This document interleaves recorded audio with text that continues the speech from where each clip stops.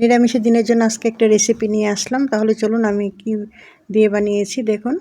পেঁপে দিয়ে আজকে একটা নিরামিষ রেসিপি বানিয়েছি, অসাধারণ লাগে এভাবে খেতে। আপনারা কে কে এভাবে খেয়েছেন আমাকে একটু কমেন্ট করে জানাবেন।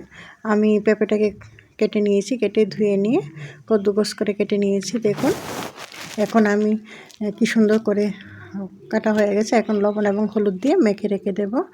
একটু সময়ের জন্য রেখে দিলে অন্য মশলাগুলো করতে করতে একটু মেখে রেখে দিলে নরম হয়ে যাবে এবং সবজিটাও তাড়াতাড়ি হয়ে যাবে। তো দেখুন এখন হয়ে গেছে, ওইদিকে রেখে দিয়েছি। আর অপর দিকে আমি একটু আলু ভাজি করে নেব।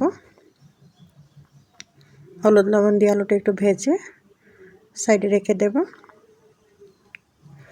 আর ওদিকে তো পেঁপেটা নরম হয়ে যাবে, দেখুন কীরকম নরম হয়েছে একদম।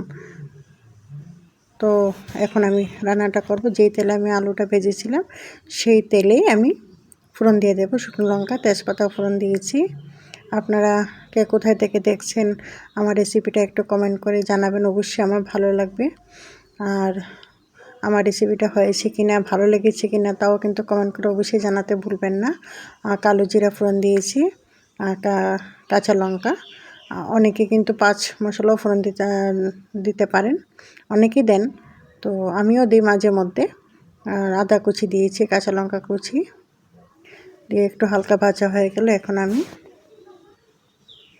একটু জিরে গুঁড়ো দিয়ে দেব। জিরে ধনিয়াও দিতে পারেন, তো এখানে আমি শুধু জিরে গুঁড়োটাই দিয়েছি। হালকা একটু ভাজা ভাজা হয়ে গেলে এখন আমি পেঁপেটা যে আমি মেখে রেখে দিয়েছি নরম হয়ে গেছে, সেই পেঁপেটা এখন আমি ঢেলে দেব। মেখে রেখে দিলে একটা উপকার হয় যে সবজিটা একটু তাড়াতাড়ি হয়ে যায়, কারণ নরম হয়ে থাকে লবণ এবং হলুদ মেখে রেখে দিলে। তো এভাবে একটু নাড়াচাড়া করে ভালো করে একটু ভেজে নিতে হবে, তাহলে কিন্তু হয়ে যাবে। আর যদি লবণ হলুদ মেখে না রাখেন তাহলে কিন্তু একটু সময়টা একটু বেশি লাগবে, নতুবা এভাবে করলে কিন্তু খুব তাড়াতাড়ি হয়ে যায়।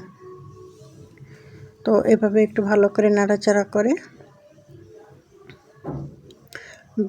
একটু লবণও দিয়েছি, একটু ঢেকে দিলাম। তো ঢেকে দেওয়ার পর দেখুন একদম নরম হয়ে গেছে এবং এখন আলু ভাজাটা দিয়ে দিলাম উপর দিকে। আর আরেকটা বিশেষ জিনিস দিয়েছি দেখুন, সিমের বিচি। সেই সিমের বিচিটাকে আমি ভেজে আগে সিদ্ধ করে রেখেছিলাম, তার জন্য উপর দিয়ে দিলাম। সিমের বিচি দিয়ে খেলে কিন্তু অসাধারণ লাগে খেলে। এখন আমি একটু ঘি দিয়ে দেব। যাদের হাতের কাছে ঘিটা যদি শেষ হয়ে যায় তাহলে কিন্তু ধনিয়া পাতাটাও দিতে পারেন, অসাধারণ লাগে খেতে এইভাবে খেলে। তো আমার রেসিপিটা কীরকম হলো বন্ধুরা একটু কমেন্ট করে কিন্তু অবশ্যই জানাতে ভুলবেন না।